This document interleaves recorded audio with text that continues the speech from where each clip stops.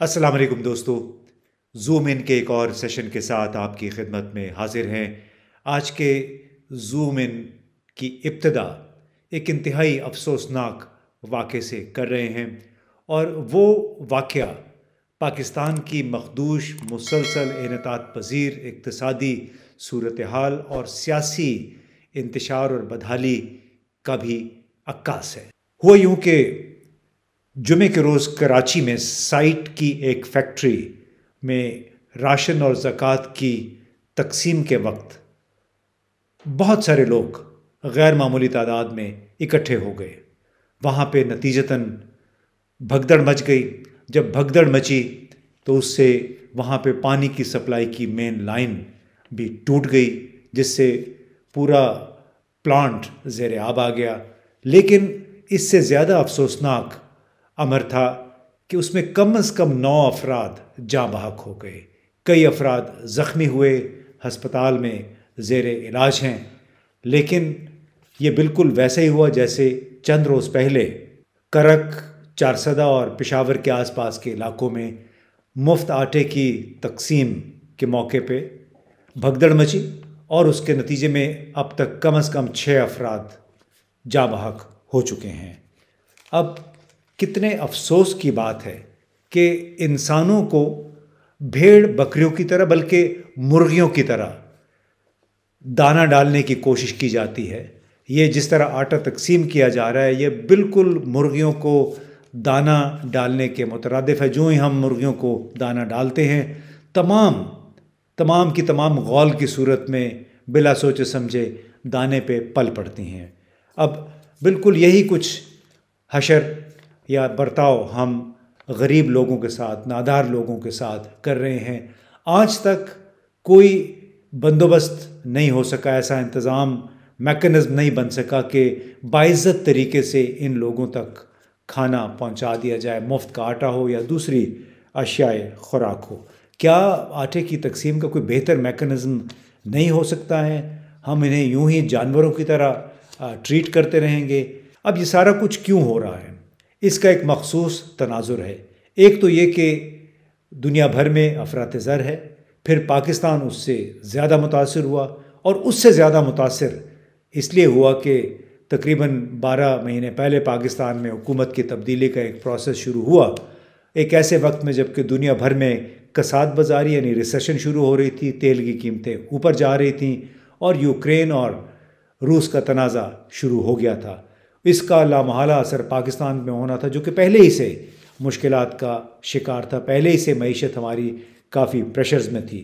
لیکن جناب ہمارے حکمران ہیں، جید حکمران، ہماری سیاسی جماعتیں، انہوں نے بلا سوچے سمجھے اقتدار سنبھال لیا ایک ایسی صورتحال میں جب کہ سابق وزیر اعظم عمران خان کی مقبولیت بھی خاصی کم ہو چکی تھی۔ مہنگائی کی وجہ سے انہیں کافی بددعائیں، گالیاں پڑ رہی تھیں۔ لیکن جناب آج تو مہنگائی کوئی 40-41% ہے، اور اس کے باوجود یہ مفت آٹا، مفت لیپ ٹاپ، سبسڈیز، حالانکہ انٹرنیشنل مانیٹری فنڈ جس کے آگے ہم نے ہاتھ پھیلا رکھے ہیں، جس کے آگے ناک رگڑ رہے ہیں کہ ہمیں $1.2 ارب کی ایک قسط ملنی ہے، اور اس کے لیے تمام تر شرائط پاکستان تقریباً قبول کر چکا ہے، دستخط کر چکا ہے۔ اب صرف ایک تحریری ضمانت باقی ہے چند دوست ممالک سے کہ جنہوں نے IMF کو یقین دہانی کروانی ہے کہ پاکستان کو ہم آئندہ 2-3 مہینے کے دوران $6-7 ارب کے قرض فراہم کر دیں گے۔ اب یہ قرض فراہم بھی ہو گیا تو کیا ہوگا؟ نتیجہ کیا ہوگا؟ نتیجہ جناب ہوگا مزید قرضے، یعنی آپ پرانے قرضے چکانے کے لیے نئے قرضے لیں گے۔ پھر جو سبسڈیز آپ دے رہے ہیں، چاہے وہ آٹا ہے، اور بلکہ ندیم افضل چند صاحب نے تو بڑا اچھا کہا ہے اس حوالے سے کہ یہ جو انتہائی 3rd کلاس 4th کلاس آٹا تقسیم ہو رہا ہے اپنے سیاسی نمبر بنانے کے لیے، اس سے تقسیم کرنے سے نہ ہی دیا جائے تو بہتر ہے، کیونکہ وہ انسانوں کے کھانے کے قابل نہیں ہے۔ مرغیوں کے، جانوروں کو البتہ ضرور کھلایا جا سکتا ہے۔ شاید اسی لیے انسانوں کے ساتھ، غریب لوگوں کے ساتھ جانوروں ایسا سلوک کیا جا رہا ہے۔ کیا کبھی بھارت یا بنگلہ دیش، جو کہ بنگلہ دیش میں بھی بہت غربت تھی، بھارت میں بھی بہت غربت تھی، وہاں سے بھی کبھی کوئی ایسی خبر آئی ہے؟ ہم نے تو آج تک نہیں سنا۔ بلا شبہ دونوں ملکوں میں غربت ہے، لیکن کچھ اعداد و شمار اگر آپ کے سامنے پیش کریں تو اس سے اندازہ ہوگا کہ ہم کہاں کھڑے رہ گئے ہیں اور وہ دو ممالک کہاں چلے گئے ہیں۔ ایک بنگلہ دیش میں غربت میں کمی کو اگر آپ دیکھیں تو 2016 میں تقریباً 13.47% آبادی غربت کی لکیر سے نیچے رہ رہی تھی۔ 2022 میں یہ شرح 10% تک رہ گئی، یعنی مسلسل غربت میں وہاں پہ کمی ہو رہی ہے۔ اب بھارت میں اس وقت بتایا جا رہا ہے کہ 2022 کے آخر تک اندازہ تھا کہ کوئی 38 ملین یعنی 3.80 کروڑ کے قریب لوگ غربت کی لکیر سے نیچے رہ رہے ہیں، جبکہ اندازہ لگائی کہ 2005-06 سے تقریباً 15 سال میں بھارت میں 415 ملین افراد یعنی 41 کروڑ سے زیادہ لوگوں کو غربت کی سطح سے اوپر لایا گیا ہے، غربت سے نکالا گیا ہے۔ پاکستان کا کیا ہے؟ اور 38 ملین جو غربت کی لکیر سے نیچے رہ رہے ہیں بھارت میں، اندازہ لگائی وہ 1.4 ارب کی آبادی ہے، 1400 ملین یعنی آبادی ہے اس کی۔ اب پاکستان کی آبادی 22-23 کروڑ ہے، لیکن اس میں اب خط غربت سے نیچے رہنے والوں کی تعداد 55 ملین ہو گئی، یعنی 5.5 کروڑ سے بھی زیادہ لوگ اس وقت غربت کی لکیر سے نیچے رہنے پہ مجبور ہیں۔ اس کی ظاہر متعدد وجوہات ہیں۔ اب ماہرین کا یہ کہنا ہے کہ شدید غربت اور معاشی بدحالی دراصل قومی سلامتی کا اصل اب خطرہ بن گیا ہے، یعنی قومی سلامتی کے لیے جیسے it has become a real national security threat۔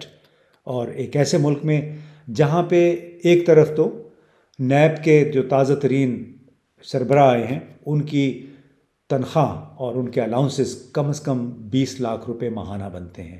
ایک جرنل ہیں جو پہلے ہی ماشاءاللہ ان کو بہت اچھی مراعات ملی ہوں گی بطور جرنیل کے، لیکن اب موجودہ حکومت نے فوج کو خوش کرنے کے لیے اور ایک جرنیل کو اپنا ساتھی بنانے کے لیے انہیں نیب کا چیئرمین لگا دیا، اور کم از کم 20 لاکھ ماہانہ کی تنخواہ ایک ایسے ادارے کی جو کہ اپنی اہمیت کھو چکا ہے صرف اس وجہ سے کہ اس پہ ٹھپا لگا ہوا ہے کہ یہ سیاسی انتقام کا ایک ذریعہ ہے۔ اب ایک ایسا ملک جہاں پہ اب بھی کم از کم اجرت 17,500 روپے ماہانہ ہے، لیکن ججوں کی، سپریم کورٹ، ہائی کورٹ کے ججوں کی تنخواہ، بلکہ تنخواہ نہیں صرف پینشن، ماہانہ پینشن 10 سے 12 لاکھ روپے بنتی ہے۔ یعنی اتنی زیادہ تفاوت بڑھ گئی ہے غریب لوگوں اور امراء کے درمیان، وہ جو 1-2% لوگ ہیں جو کہ اس بریکٹ میں تنخواہیں لے رہے ہیں، ان کی ماہانہ آمدنی اس قدر زیادہ ہے۔ اب ہم اس ملک کا کبھی مقابلہ بڑے فخر سے ہم کہا کرتے کہ پاکستان نے 1998 میں بھارت کا منہ توڑ جواب دیا، 6 ہم نے ایٹمی دھماکے کیے، بھارت نے 5 کیے تھے، ہم ایک 1 اپ رہنا چاہتے تھے، یعنی ہماری ٹانگ ان کے اوپر رہنی چاہیے تھی، ہم نے پھر بیلسٹک میزائل بھی بنا لیے، غوری میزائل بھی بنا لیا، اور بطور پاکستانی ظاہر ہے ہمیں بڑی خوشی بھی ہوئی۔ لیکن جناب ہم میزائلوں، ٹینکوں اور نیوکلیئر ہتھیاروں سے آگے نہیں بڑھ سکے۔ اب دوسری طرف دیکھ لیں بھارت ہے، وہ قومی پیداواریت اس کی کہاں پہنچ گئی، 600 ارب ڈالر کے اس کے کم از کم غیر ملکی زر مبادلہ کے ذخائر ہیں، کوئی 150 ارب ڈالر کے اس نے بھی نئے طیارے بھارت خرید رہے، مسافر بردار طیارے اپنی مختلف ایئر لائنوں کے لیے خرید رہا ہے۔ ایٹمی تو خیر نہیں، ایٹمی ٹیکنالوجی کا اس کا امریکہ کے ساتھ تعاون کا سلسلہ جاری ہے، لیکن صرف امریکہ، فرانس اور برطانیہ سے بھارت کم از کم 25 ارب ڈالر مالیت کے ہتھیار بھی خرید رہا ہے۔ لیکن جناب وہ یہ تمام کام اس لیے کر رہا ہے کہ ان کی سالانہ آمدنی اب کئی ہزار ارب ڈالر میں پہنچ چکی ہے، وہ افورڈ کر سکتے ہیں۔ امریکہ کے ساتھ ان کے اسٹریٹجک تعلقات ہیں، برطانیہ کے ساتھ، جرمنی کے ساتھ، فرانس کے ساتھ، جبکہ ہمیں یہاں مسلسل ہم تنہا ہوتے چلے جا رہے ہیں۔ اپنی نااہلی کی وجہ سے، نالائکی کی وجہ سے، اور خطرے کی بات بلکہ یہ ہے کہ تازہ ترین جو رپورٹ ہمارے وزارت خزانہ نے حکومت کو جمع کروائی ہے اس کا تعلق ہے جولائی 2022 سے دسمبر 2022 تک کے حساب کتاب بتایا گیا ہے۔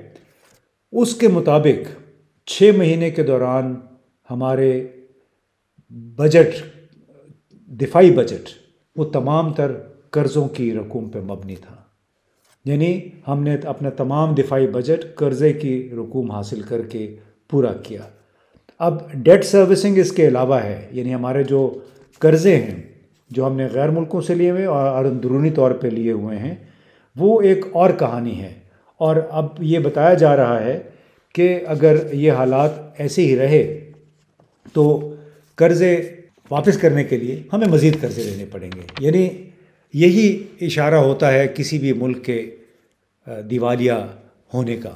لیکن تعجب کی بات ہے کہ جو لوگ ہمارے حالات کو بہتر بنانے کے ذمہ دار ہیں، ہمارے جید رہنما، بڑی بڑی سیاسی جماعتیں، ہماری مسلح افواج، انہیں اس امر کا احساس نہیں ہے کہ پاکستان کے اشاریے، غربت کے اشاریے خراب ہو رہے ہیں، معیشت مسلسل انحطاط کا شکار ہے۔